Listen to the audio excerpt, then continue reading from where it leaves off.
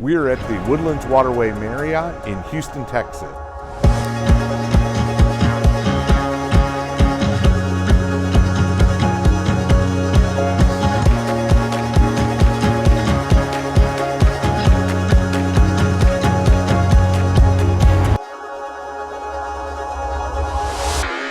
I am Sean Gare. I'm the Executive Director of the Energy Drone and Robotics Coalition. So we're here for the annual summit, the 8th annual summit of the Energy Drone and Robotics Coalition, to bring together robotics, drones, and autonomous operations, along with the folks who are working on data, and to make it actionable.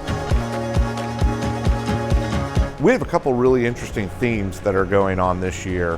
One of them is certainly around interoperability between the robotics, ground, submersible, aerial, and the ability to coordinate those to capture data and have data analysis around assets in the energy markets, both power and utilities, oil, gas, and chemical.